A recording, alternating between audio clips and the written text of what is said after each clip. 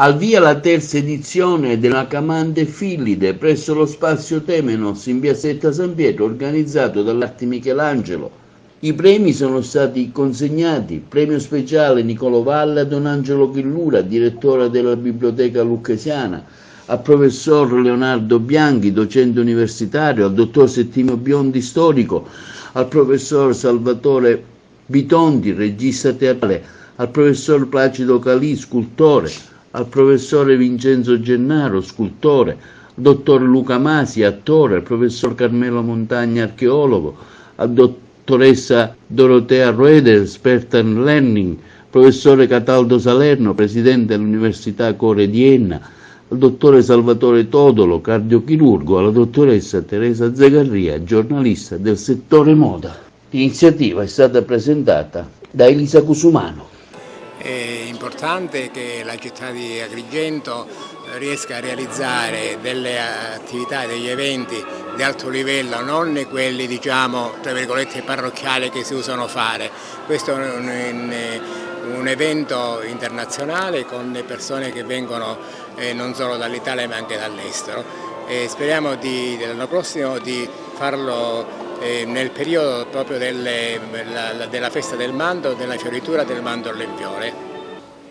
Io sono schifo nel ricevere o nel candidarmi a qualsiasi tipo di premio, però lo accetto perché proviene dalla mia città e da una istituzione di cui si sentiva la mancanza. Non so neanche a quale titolo io venga premiato, probabilmente per la mia normalità, ma se per questo credo che sia il migliore premio che ricevo io anche come parametro per gli altri, un invito alla normalità. Io sono stato un cittadino, se volete uno studioso normale e molto schivo, molto riservato. Ricevo quindi il premio e lo rimando alla città con l'augurio che la città possa seguire, se vorrà, le mie orme o le orme anche degli altri candidati che certamente avranno fatto anche loro qualche cosa per la nostra città. È un momento di crescita per Agrigento e quindi accetto il premio con questo spirito. Io ho partecipato anche a precedenti eventi e posso dire che sta crescendo di volta in volta, è un premio che merita l'attenzione ormai della comunità internazionale e ritengo che l'Accademia di Belle Arti veramente sta investendo nella internalizzazione. Ecco, un premio importante oggi qui a Camande Fillide 2022 organizzato dall'Accademia Belle Arti Michelangelo, anche per quello che lei rappresenta all'Università Core, un'eccellenza diciamo, del mondo accademico siciliano. Lo considero un premio non a me ma all'università. Io sono qui nella veste di presidente dell'Università Core di Enna e rappresento questa realtà che ha peraltro con Agrigento legami forti, solidi, e penso che questa sia un'ulteriore dimostrazione di questo rapporto positivo e costruttivo. Un'università che negli anni è diventata un punto di riferimento per la Sicilia?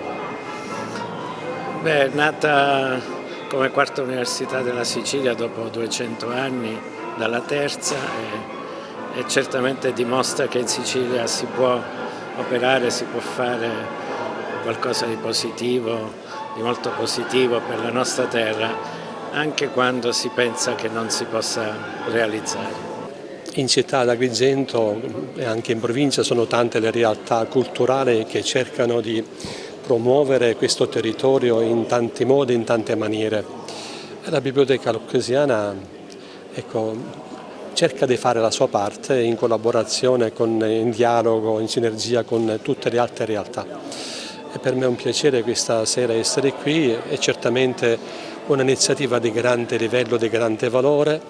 E questo va a merito della Lucchesiana. Ecco, il vescovo Lucchesipalli, persona illuminata, intelligente, volle donare alla città di Agrigento e agli agrigentini la sua biblioteca personale perché era convinto che la cultura formava buoni cittadini e bravi cristiani, quindi la formazione è fondamentale e quindi questa iniziativa e così pone, possiamo dire, sulla scia di quello che il Vescovo Luca Spalle ha voluto realizzare nella città di Agrigento. Un'accademia che si occupa di belle arti non poteva non interessarsi di moda. Io sono moltissimo orgogliosa di ricevere questo premio, anche perché la moda si nutre di arte, di musica, di scultura, è una sfilata, senza le altre arti non è niente, quindi la moda è in prima linea con l'arte. Quindi è importante, diciamo, diffondere anche ciò che sono le tendenze della moda. Chiaramente l'arte ha influito molto nelle tendenze della moda, come la moda ha influito nei vari canoni estetici dei pittori e degli scultori.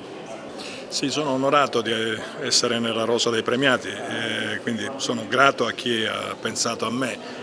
Per le mie ricerche soprattutto, perché io mi occupo di una zona di confine fra l'archeologia, la storia dell'arte antica e la storia dell'architettura, ed è il percorso che ho chiamato Via della Tolos. Questa Via della Tolos è un pezzo di storia dell'architettura che coincide con la tradizione dedalica, che ha almeno 8 secoli di storia in più rispetto a quella greca. Sono ipogei, è una forma di megalitismo che parte dalla costiera agrigentina e arriva fino nell'entroterra. C'è stato un grande archeologo che si chiamava Giacomo Caputo, che ne ha parlato per ultimo nel 65 a un convegno di Cocalos, e lui dice il territorio in cui questa architettura è rintracciabile in questo Evo, che dura circa 1000 anni, va dalla Foce del Platani alle Foce del Salso alla costiera tirrenica, cioè Mura Pregne per fare un esempio, fino ad Erice, ed è la tradizione di Dedalo in Sicilia che noi abbiamo scordato. Io sono qua per questo. Professor Paolo Gensiracusa, oggi un premio speciale che avete fatto quest'anno dedicato a Niccolò Valle. Sì. Allora, l'Accademia di Belle Arti ha ristampato un volume ormai rarissimo, che è il Dizionario volgare latino del 1512, compilato da Niccolò Valla, che era un sacerdote di origini agrigentine. Di questo volume abbiamo trovato una copia alla Biblioteca Casanatense a Roma, a Santa Maria sopra Minerva, e l'abbiamo ristampato perché è giusto che gli agrigentini abbiano, conoscenza e coscienza di questa memoria. Dopodiché abbiamo pensato di intitolare un premio a Niccolò Valla, ed ecco che allora abbiamo pensato ad un archivista, ad uno scrittore, a un paleografo, insomma a qualcuno che avesse a che fare col mondo della scrittura, ed ecco la figura di quest'anno, che è quella di un illustre bibliotecario.